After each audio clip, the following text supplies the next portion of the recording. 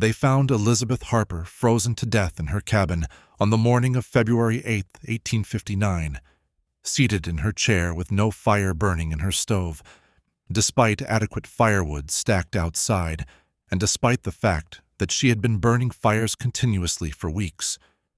Not just the single fire in her main stove that survival required, but multiple fires throughout her cabin in every available container.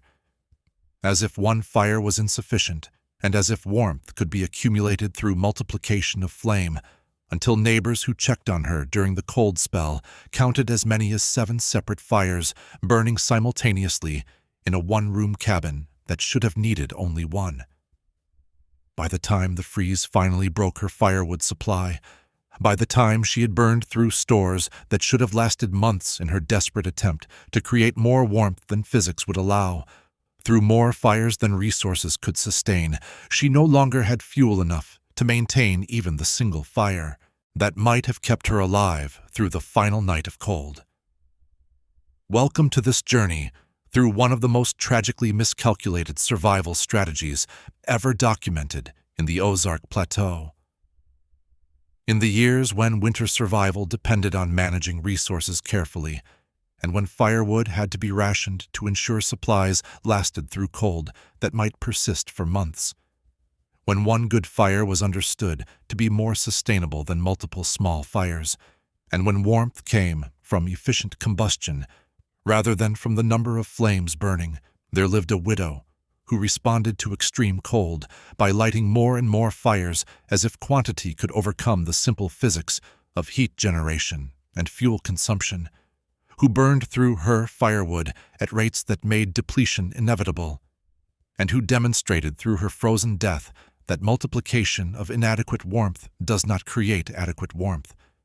It only exhausts resources faster, while creating the illusion that more is being done when, in fact, nothing effective is being accomplished at all. Comment where you're watching from as we trace the line between rational response to cold and the kind of desperate multiplication that consumes resources without creating safety.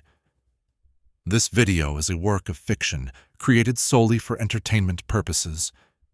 Any resemblance to actual persons, living or dead, is purely coincidental. Before we enter that cabin and watch fires multiply while firewood depletes, consider what fire management meant on the frontier and why experienced winter survivors understood that one well-maintained fire was superior to multiple poorly maintained fires. That concentration of heat was more effective than distribution of heat, and that burning resources faster did not create more warmth but only created the same amount of warmth for a shorter duration before depletion made any warmth impossible. A good fire in a good stove could heat a cabin adequately, could be maintained with reasonable fuel consumption, and could be sustained for months if firewood was managed properly. Multiple fires in various containers created the sensation of abundant warmth, created the psychological comfort of seeing many flames, but consumed firewood at multiplied rates while actually providing less effective heating than a single concentrated fire would provide. The mistake of multiplying fires usually came from fear, from the sense that one fire was insufficient and that more fires would create more safety, from the belief that if one fire provided some warmth, then 5 fires would provide 5 times as much warmth. But physics did not work this way. 5 small fires in various locations created 5 small heat sources that did not combine or concentrate. That heated air that then escaped through gaps in walls or through doors that had to be opened to tend the multiple fires, and that consumed 5 times the wood while creating less actual livable warmth than one good fire would create. The multiplication was psychological rather than physical, was comfort rather than effectiveness, and was a strategy that would inevitably lead to resource depletion long before winter ended. Elizabeth Harper was 53 years old in the winter of 1858-1859, widowed for 4 years following the death of her husband Daniel from fever in 1854. She lived alone in a cabin approximately 8 miles north of what would eventually become Ava, Missouri, on property that she and Daniel had claimed in 1848 and had worked together for 6 years before his death. Following Daniel's death, Elizabeth had continued to manage the homestead alone, had survived 4 winters without unusual difficulty, and was known to neighbors as a capable woman who understood frontier survival and who managed her resources adequately despite the hardships that solitary existence created. The winter of 1858-1859 began severely, with heavy snows in December and with temperatures that dropped to levels that were extreme even by the standards of the region. By early January, the cold had persisted for weeks without moderation, creating conditions where maintaining adequate warmth required constant attention to fire, and where anyone who allowed their fire to go out or to burn too low risked hypothermia or death from exposure, even inside their own cabin. Elizabeth had prepared for winter appropriately, or so it seemed. She had gathered firewood during fall, had stacked it near her cabin for easy access during winter confinement, and had stored amounts that should have been adequate for several months of continuous burning, assuming normal consumption rates.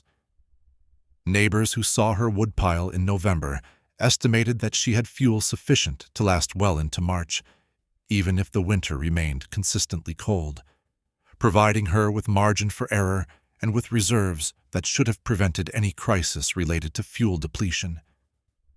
But in mid-January, neighbors who passed near Elizabeth's cabin during brief periods when travel was possible began to notice something unusual: smoke rising from her chimney in volumes that seemed excessive for a single fire, smoke that was darker and denser than what a well-maintained stove should produce, suggesting that she was burning wood at rates that were higher than necessary, or that she was managing her fire inefficiently in ways that created more smoke than heat.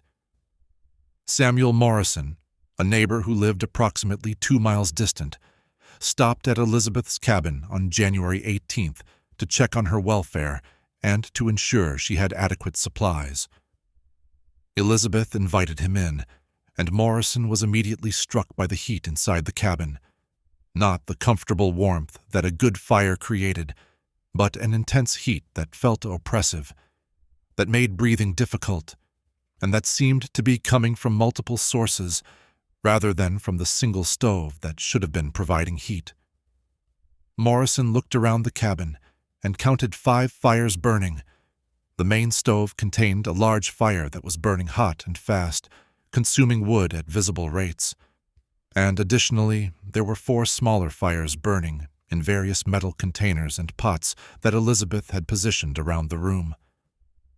The fires were burning simultaneously, were all consuming wood, and were creating heat that filled the cabin, but that also escaped through the gaps and cracks that every frontier cabin possessed, creating a situation where Elizabeth was burning 5 times as much wood as she should need, while actually achieving heating that was only marginally more effective than what a single well-managed fire would provide. Morrison asked Elizabeth why she was burning so many fires, suggesting that a single fire in her stove would be more efficient and would conserve her firewood for the remainder of winter.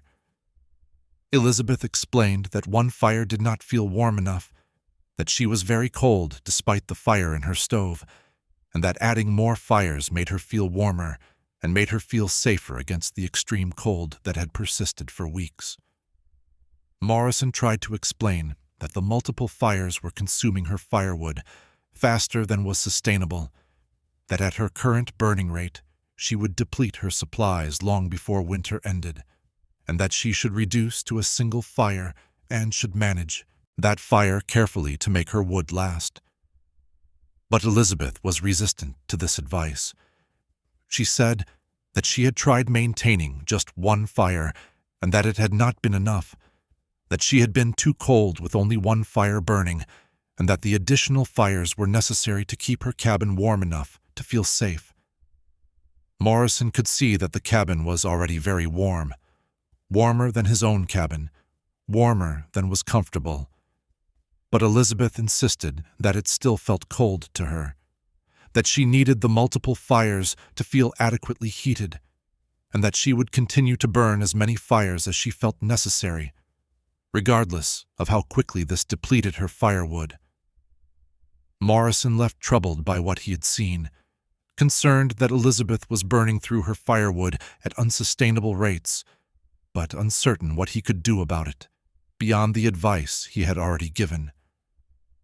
He mentioned the situation to other neighbors, suggesting that someone should check on Elizabeth regularly and should continue to encourage her to reduce her fires to sustainable levels.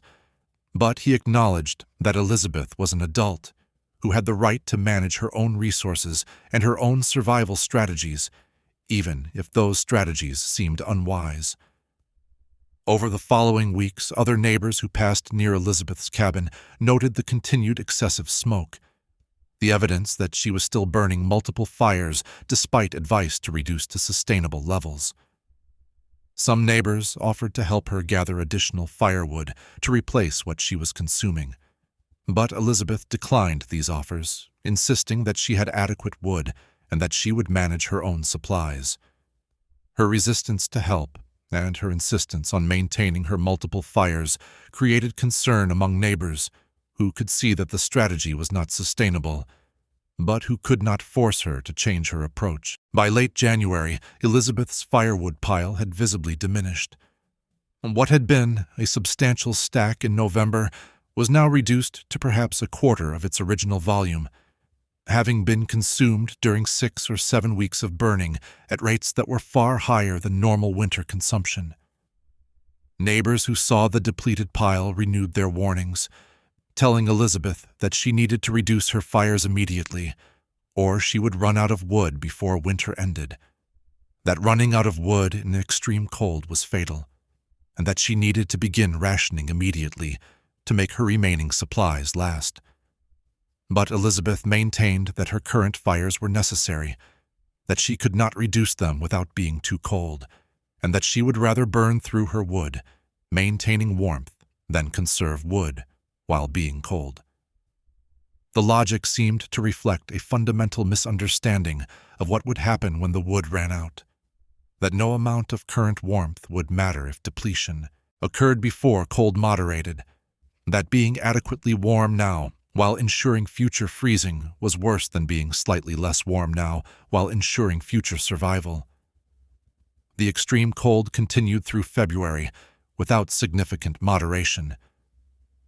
Temperatures remained well below freezing, creating conditions where fire was absolutely necessary for survival, and where anyone without fire would freeze within hours.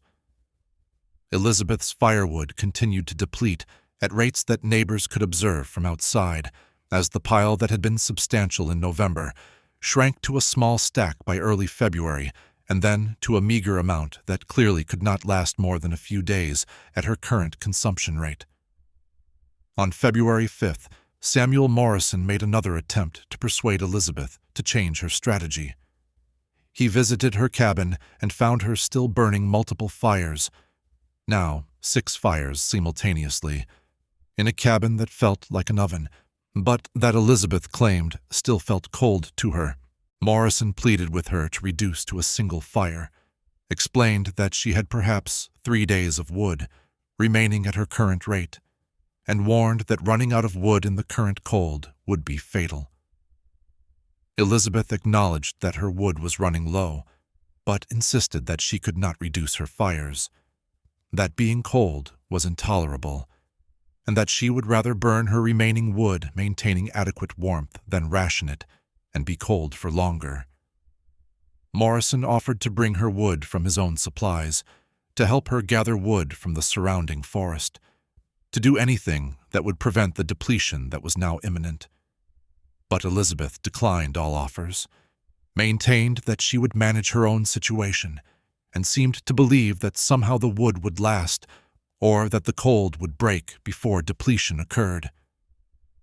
Morrison left feeling that he had done everything he could, short of physically forcing Elizabeth to reduce her fires or forcing her to accept wood from others. He knew that in 3 or 4 days, Elizabeth's wood would be gone, that she would be in a cabin without fire during the most extreme cold of the winter, and that she would almost certainly freeze to death unless something changed, either her strategy or the weather, or her willingness to accept help. February 6th and 7th passed.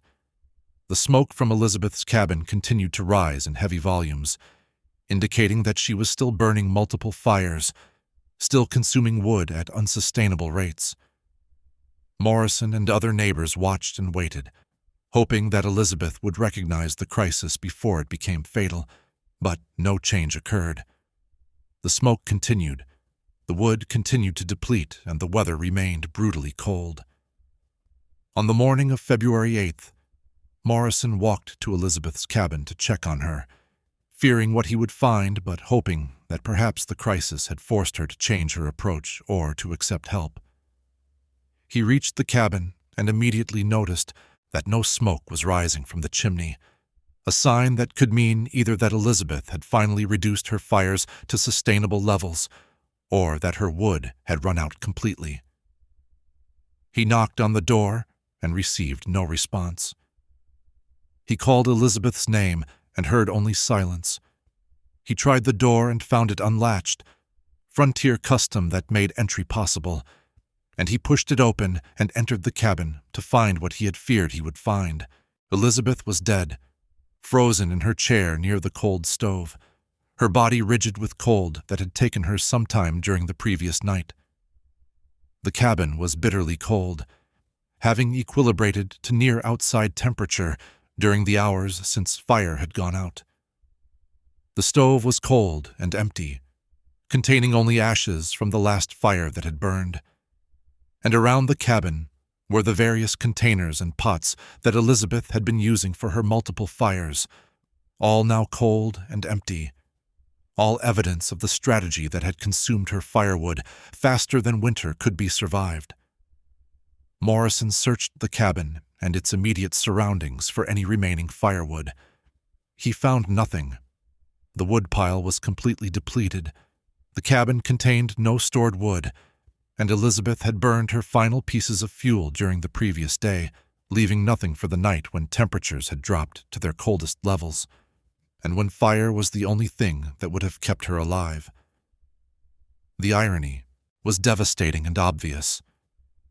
Elizabeth had died from lack of fire while having spent the previous weeks burning more fires than she needed, consuming her resources in a desperate attempt to create more warmth than was necessary, multiplying flames in ways that created psychological comfort, but that accelerated depletion without creating proportional safety.